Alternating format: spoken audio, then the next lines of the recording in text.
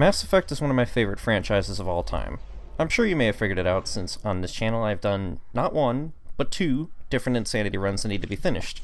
In total, I'm actually working on 4 Insanity runs right now, including a personal Vanguard playthrough and a playthrough from this video. So, what is this video? Well, a common type of video I sometimes watch is the challenge run. Nerdbit, Turok and Mango, and more have flooded my recommended section on both this account and my main account on several occasions, so I decided to do one myself. The idea of this run is I may have hinted at during the main Insanity run, but I have decided to answer the question, can you beat the Mass Effect trilogy on basic bitch Insanity difficulty? So the rules for this run are as follows. I can only utilize the iconic N7 armor, specifically the Onyx armor in Mass Effect 1, and the 4 weapons that you start the game with, meaning the M7 Lancer, the Kessler pistol, the Storm shotgun, and the Avenger assault rifle. Not assault rifle, shoot. Sniper rifle. I'm not allowed to put any mods on any of my gear, with the only exception being the anti-thorium gas if you want to save the colonists and not want to just run in and bash their heads with the butt of your rifle. Obviously, according to the name, I must also beat the game on Insanity difficulty for that added difficulty. Some additional modifiers that I came up with that you can add to the run are as follows. You're allowed to switch out your weapons and armor with higher level variants of the same gear, and if you play as a class that allows you to upgrade your armor type, you're allowed to do so. You can make your squad mates also follow this challenge for the extra spice, which definitely added some difficulty for me since the only characters who actually got armor upgrades throughout the run were Ashley and Rex. You don't have to 100% the game, but I went and did it myself for this run. Finally, while I didn't specifically do this for the run, the hardest modifier you can place on this kind of run would be to lock in the starting gear on you and every one of your squad mates. I decided against it for this video, and given how I had to spend a ton of time going through certain areas, it may have been for the best that I didn't lock in the starting gear only run. With the rules out of the way, let's begin. So first off, I went ahead and just used the default John Shepard because, well, I haven't done that before. And I mean, it's the basic bitch Insanity run, so you may as well just go with the default face, with the default storyline, which apparently was Earthborn Sole Survivor. Normally I just do that with my main character, and I didn't expect it to be the official canon of the thing, because I thought it was going to be Earthborn War Hero, but no, it's Earthborn Sole Survivor, so that caught me off guard. Anyways, we go ahead and just go through the whole Eden Prime segment, which takes 40 minutes and 0 deaths.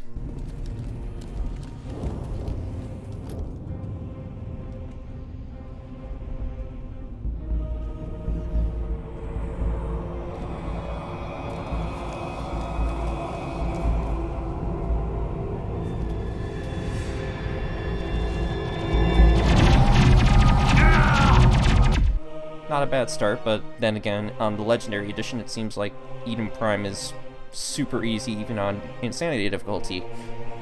So when I get to the Citadel, it takes about 2 hours to get through all the major stuff. I of course go ahead and recruit Garrus and Rex, we rescue Tali, we prove that Saren's a traitor, and become a Spectre. While in there I do most of the side quests. I of course start like the Conrad Werner quest since that has to be done over a period of time.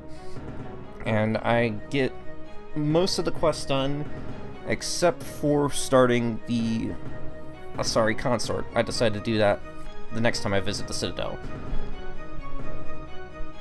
As I move forward, I decide a couple of major things to do for the run. First off, I'm deciding to romance Ashley for this run. Now I know that some people might think that the most basic choice to choose is Liara, and yes, I would agree that would make sense, but there's a few reasons why I'm choosing Ashley specifically for this run. One, because my Vanguard playthrough already has him romancing Liara, and I don't want to repeat romances on Insanity difficulty right now, which is another reason why I asked not to romance Liara for the main Insanity run that I'm doing on the channel, and that's why I romanced Jack there. 2, Ashley is going to end up being one of the most useful companions, and she's going to have the most resistance to death, since I get to upgrade her armor.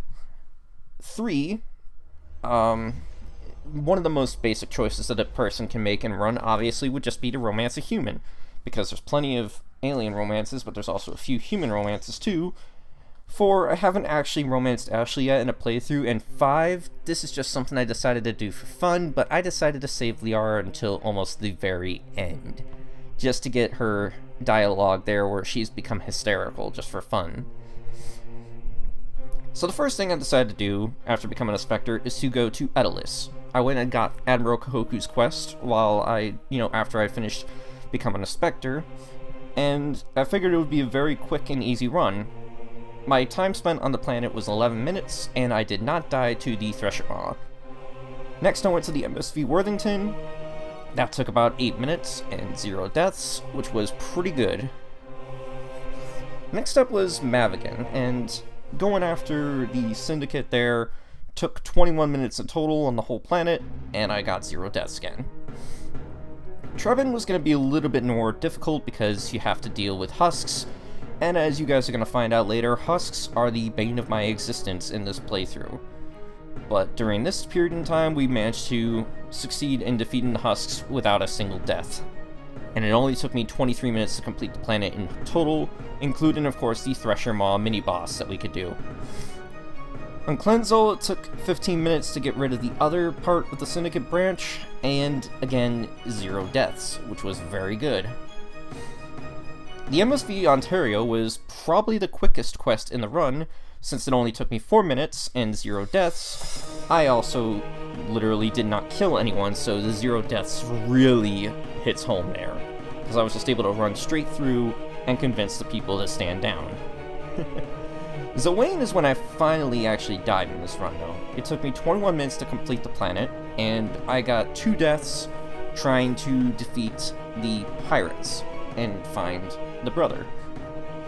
Amaranthine was 12 minutes, 0 deaths, but unfortunately I did not have the Paragon points required to convince Helena Blake to shut down the Syndicate, but I also decided I didn't want to have a confrontation with her, so I just let her go on her way. Now we get to the first major story area, which was Novaria.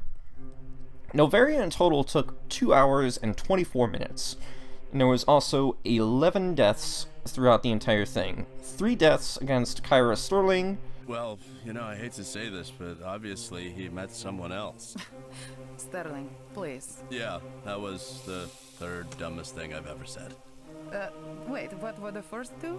Buddy, you just sold a timeshare! Make that 2 timeshares! 1 at the entrance to Peak 15, 2 at the introduction of the Rachni, 1 against Benezia, which was complete bullshit because she stun-locked me, and 4 times trying to escape the Rachni ending part there where we're blowing up the facility. You hear that? They called you exotic. Which is just people talk for awesome, which is what you are, which is why I was happy to save your life, buddy. No, don't worry, probably just thousands of dollars in fines, maybe a little jail time, hopefully just probation. Totally worth it. No, Babu, that was all sarcasm. And here's where things, of course, were a little bit difficult, because I was still wearing the level 1 armor, and that's probably why I died a few times in this part of the run, and yeah, it was not exactly fun. Actually, hold up, let me do the math again. 3 plus 1 plus 2, yeah, that's 6, plus 1, okay, yeah, it was 11 deaths. I got worried for a moment that I got the math wrong. But yeah, it wasn't fun being stuck in level 1 armor during this part of the quest. I actually, however, did manage to get, I believe, level 6 armor? I'll make sure to show this on the screen so that way I don't forget. But yeah, she got an upgrade that was heavy armor, and so she had much more survivability during this mission. Not too much, mind you, but she was able to regenerate health, just like I passively can, because they decided to do that for the Legendary Edition. I don't remember it being in the original edition, but I know it's in the Legendary Edition, which is why I wasn't feeling too bad about this run, doing it with just the basic weapons. So after, a period of time where I didn't record this stuff, I finally got back to it, went back to the Citadel, did an additional 54 minutes of side questing, and of course I got 0 deaths, took care of the Earthborn stuff, the consort, the second part of Conrad's quest, just, getting that stuff out of the way, also doing the interview, which was changed a little bit differently since I did Novaria first instead of going back after rescuing Liara, so I had a little bit more stuff to talk about. Speaking of your new job, did the Council order you to sabotage human research concern on Novaria? The Council had nothing to do with it. There was an accident at Binary Helix Labs. In the interest of protecting the company's confidentiality, I can't say more. That's a surprising revelation, Commander. We've had nothing but stonewalling from Binary Helix. Given your recent experiences, do you think humanity will ever get the respect it deserves from the galactic community? Respect's a funny thing. People always assume they deserve it. The truth is, respect is earned. And I firmly believe we can earn it. You're an idealist, Commander, but a sincere one. I hope you're right. Finally, I went to Luna next afterwards, which took me 58 minutes and 9 deaths, probably the longest and worst record of the run, since the turrets were a pain in the ass.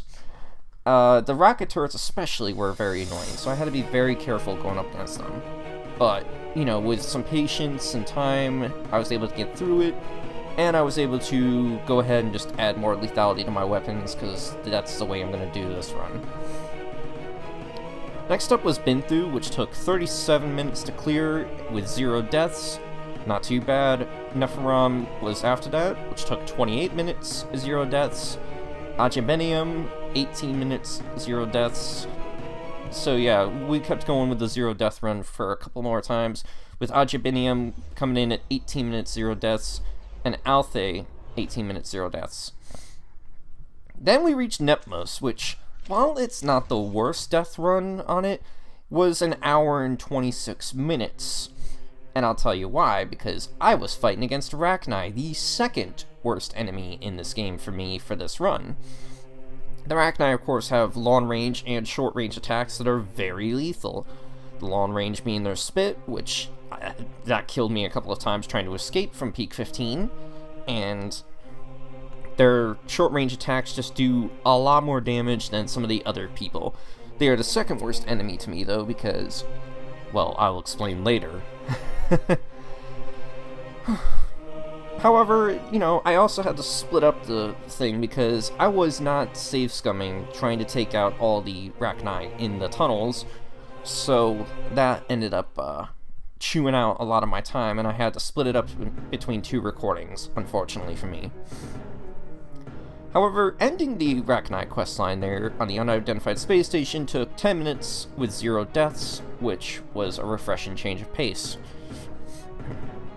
Next up, we went to Metghost, which took 12 minutes and 0 deaths. And we finished up the not Gorgon, but like the system where Rex's armor is there. We went to Tuntau. That took 29 minutes, and 3 deaths going up against Ton Actus. Ton was actually pretty tough for a change, and he was the last one standing by the time I finally killed him in the 3rd try. Whereas the rest of the planet just ended up being pretty easy to do because there's not any other challenge there besides Tom.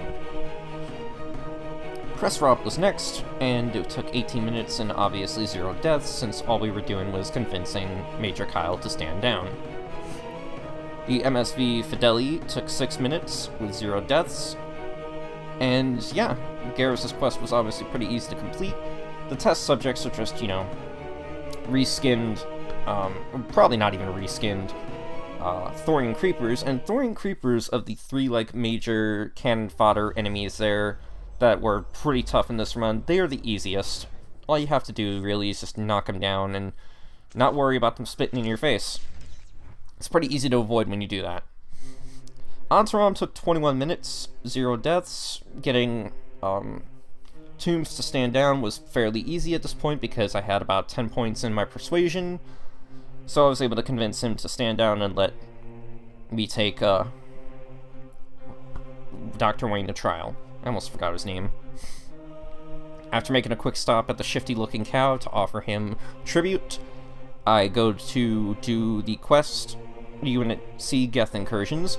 Meiji took 13 minutes with 0 deaths, Casbin the same, Antibar 12 minutes, 0 deaths, and Ray Ingri is literally the only time where I had a little bit of trouble during this questline.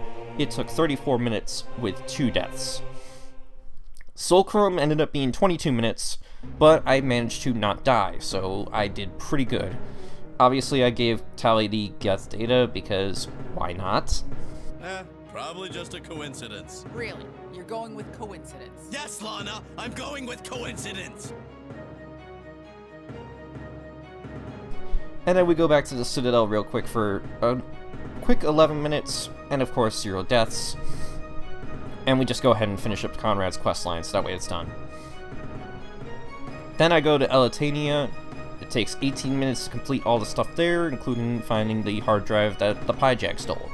And fortunately, I got 0 deaths on it. Now we get to the next story part, which is Pharos. Pharos in total took 2 hours and 33 minutes to complete, with 5 deaths and 1 reload because a colonist decided to die randomly. I have no idea how this happened because I had been using the anti-thorium gas grenades. Getting through the thorium part was challenging in the sense that it took a lot of time, but I managed to do it in 1 life, so I was actually pretty happy about that. It took a lot of just using a shotgun, getting through all the thorium creepers anytime they popped up, trying to watch my ass for the Asari, and then when I could, using a sniper rifle to take out the nodes in order to defeat the thorium. So it worked out pretty well. Okay, so don't really know what to make of that. Unless... Wait, no. Get it out of your head. Predator only hunts in tropical jungles. I assume. Next up was the MSV Cornucopia, and this is the other location that took the longest for me with a lot of deaths. So, while the Luna base was 58 minutes and 9 deaths, it was 57 minutes and 5 deaths to the MSV Cornucopia, which I would say makes it the second worst place for me to deal with during this run. I don't know what you're thinking. Netmos was an hour and 26 minutes. How could the MSV Cornucopia be the second worst if it had less time and just 1 more death than that? And the answer is, I had to deal with husks.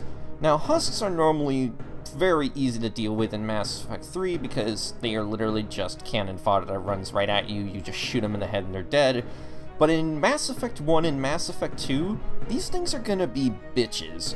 And when I say bitches, I mean they're the ones that just are feral and you cannot put them down with just 1 shot.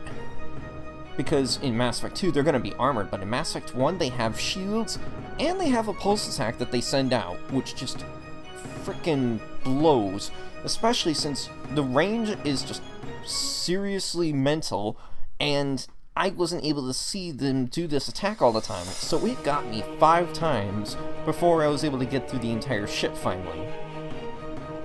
Notacrux came next, which took 26 minutes with 0 deaths, which was good. Then Chaska followed, 32 minutes, again, 0 deaths. I got very lucky there. Kohi was 19 minutes with 0 deaths, and I was able to save all of the captured scientists because it turns out you could literally just lure the biotics away and they will leave their hostages behind just to kill you. It's actually pretty silly that they do this when they're using them as human shields and they don't think to use them to keep you from luring them away. It's kind of silly. Nanuel I also went to, even though I wasn't able to do the Renegade questline there, but it still has 2 Thresher Maw mini-bosses that I was able to take on.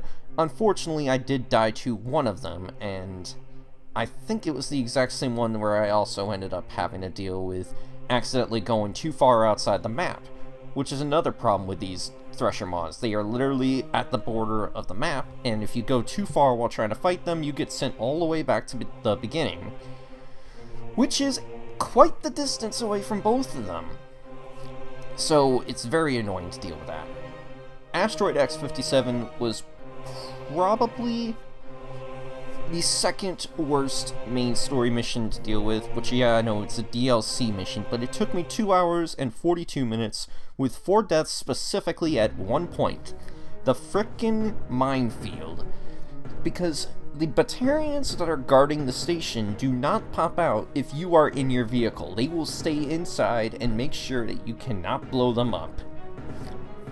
So you have to deal with them on foot, and they will run inside every time you hop back in your Mako, and 3 of them are rocket troopers who are following you everywhere.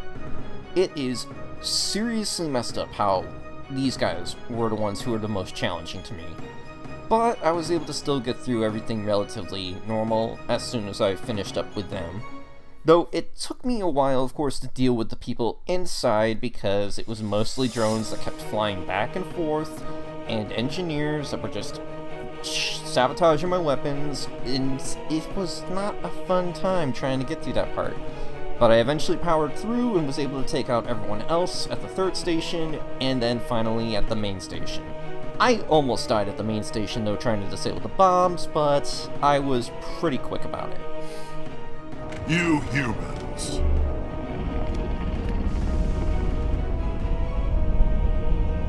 You're almost more trouble than you're worth.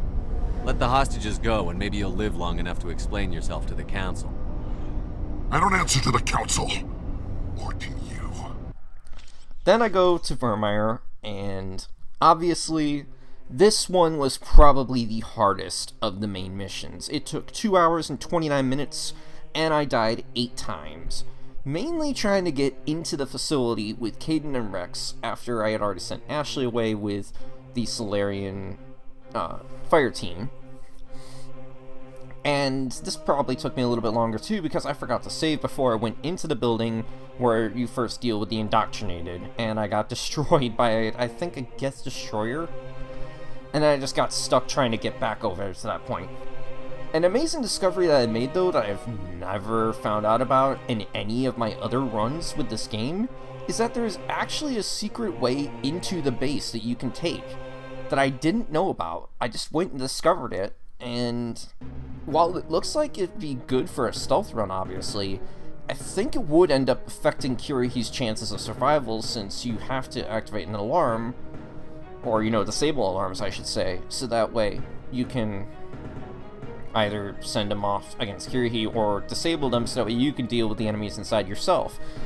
I don't think there's a point where you can do that by sneaking through the secret way, but it was a pretty interesting discovery to find anyways. So it only took me like, most of the deaths there, and then I think 1 death trying to defeat the scientist, and then finally 1 death while trying to go rescue Ashley. Just before the part where Caden will unfortunately sacrifice himself in order to make sure that the team can succeed, while you go rescue Ashley and encounter Saren. Saren ended up being a little bit easier, but that's just because I took cover behind where the elevator was. And I obviously had to watch out for his minions because he had a bunch of Geth drop on him. But yeah, it took me 2.5 hours, 8 deaths. Oh, shit. Sterling Archer. Present. You may have destroyed my device and stolen my plans, but you left us with a very powerful bargaining chip. My life? Your life. Shit, sorry. I could tell you thought that would sound cool. Here, try it again. Blah, blah, blah, bargaining chip, and... Oh, shit! Do you ever shut up? At movies, I guess, if they're good. Then we go to Therum, finally.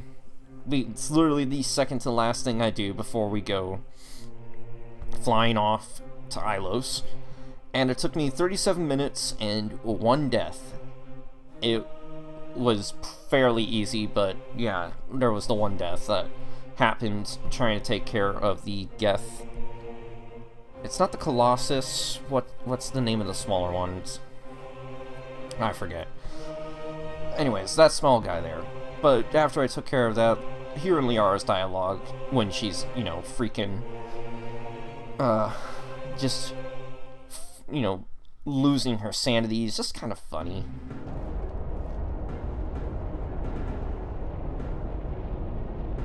Can you hear me out there?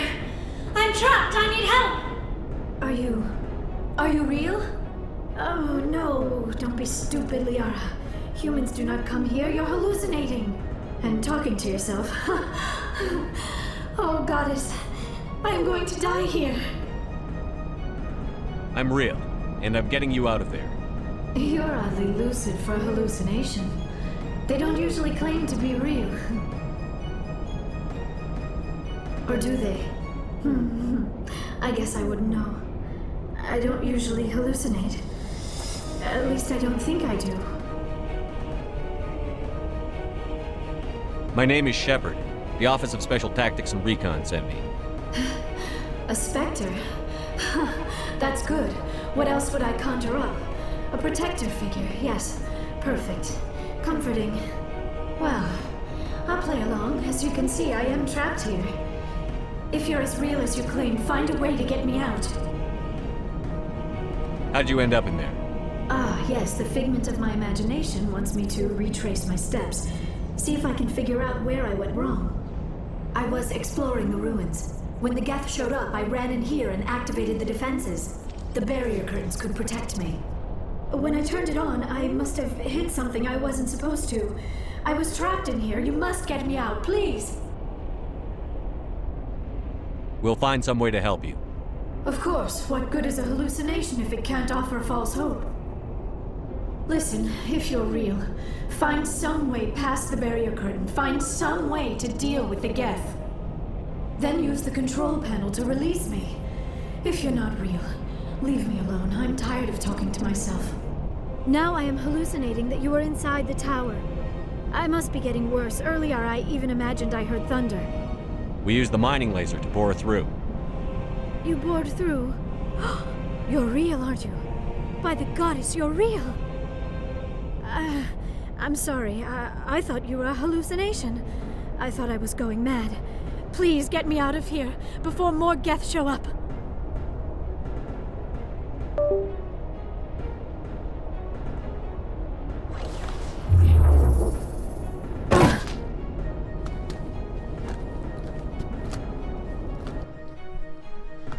But yeah, taking care of the drill. The Krogan Battlemaster is normally one of the hardest enemies I have to fight in the early levels, but he wasn't too bad during this run.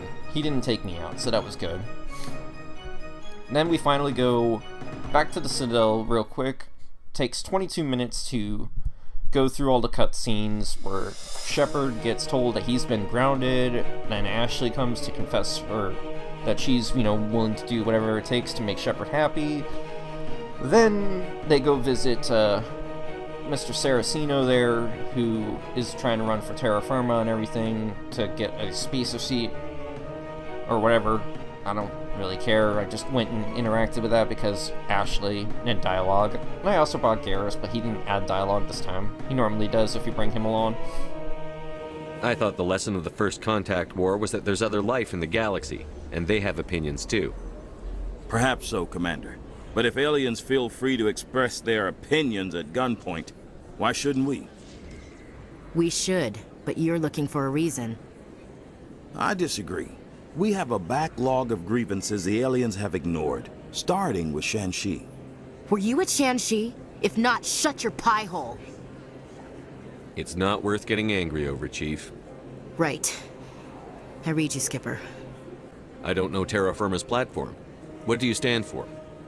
Our core value is that Earth must stand firm against alien influences. Politically, culturally, and in the worst case, militarily. It's a noble goal. Too bad so many of your supporters are just racists. I can't deny that some of our supporters have extreme views, but our platform is also supported by economists, sociologists, and medical professionals. But you don't do anything to curtail the racist comments of your members. Of course not, Commander. Whether I disagree with them or not, they have the right to express their opinion. Talk to Anderson, make a couple of quick stops at the stores just to make sure that we got everything we could use, which I should mention that while my weapons were at level 10, my armor unfortunately got stuck at level 7, but it was heavy armor, so I at least had more damage reduction. The only level 10 Onyx armor I can end up finding in the game was the medium variant, which gave more shields but less damage protection because it's medium armor, so I decided to just stick with the level 7 Onyx armor that I was wearing. Seriously, get your shit together. We have to go steal a plane from the United States Air Force.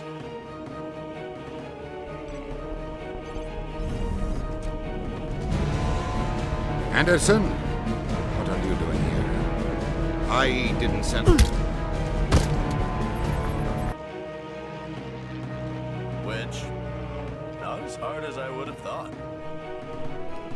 Going through Ilos took me 49 minutes, and I just got one death, and of course, we got some alone time with Ashley before then, which was pretty nice. Which actually made me start questioning something about the female models for the game, for the scenes there. I'm like very confused and concerned if it ended up being true. I don't really want to say what, because I'm not gonna like show off the spicy, just showing off that I did it.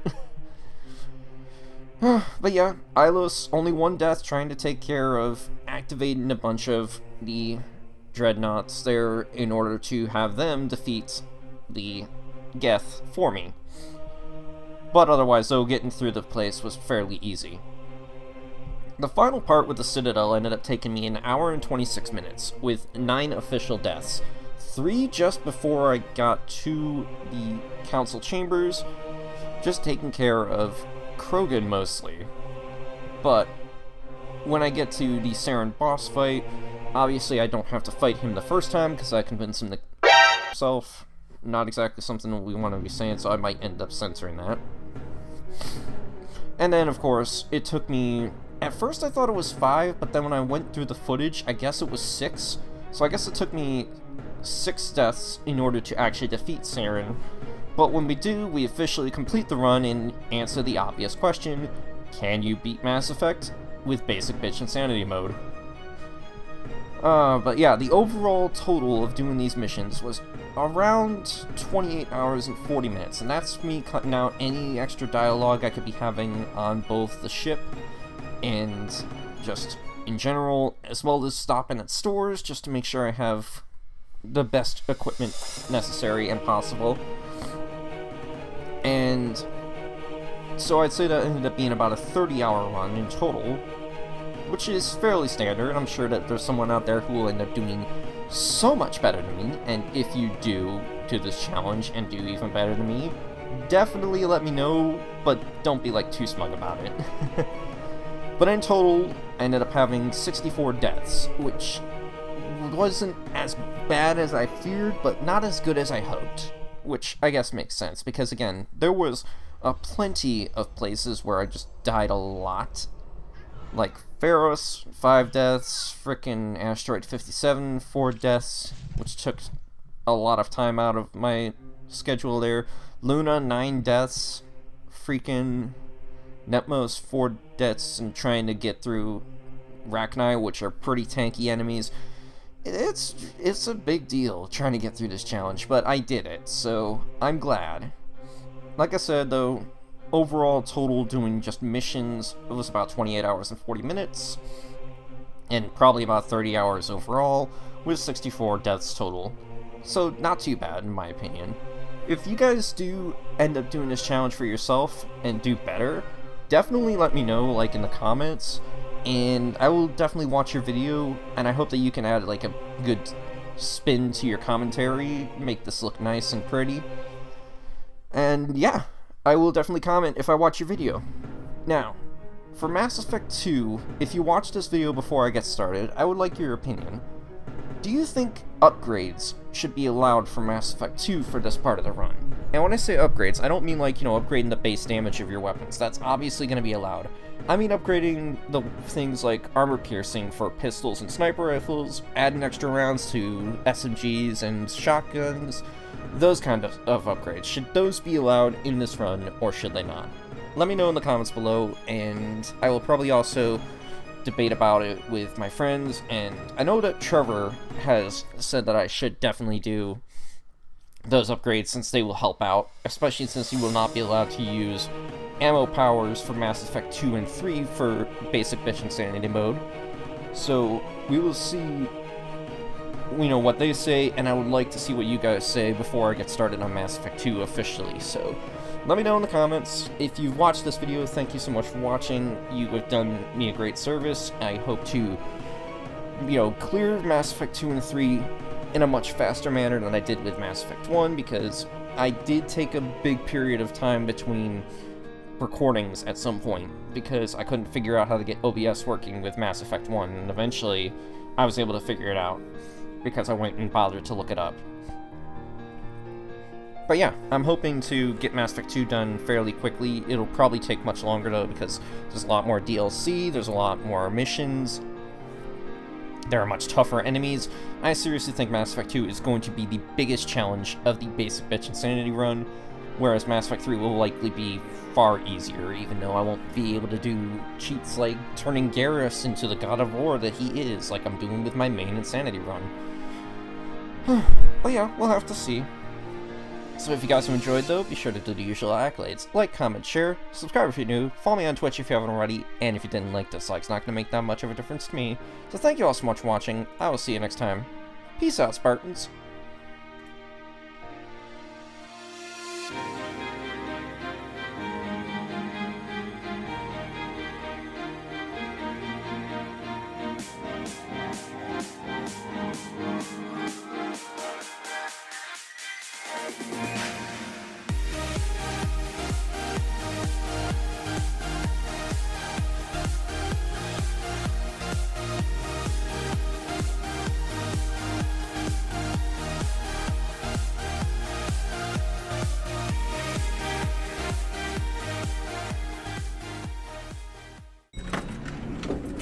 Paging Dr. Boy, Dr. Birthday Boy!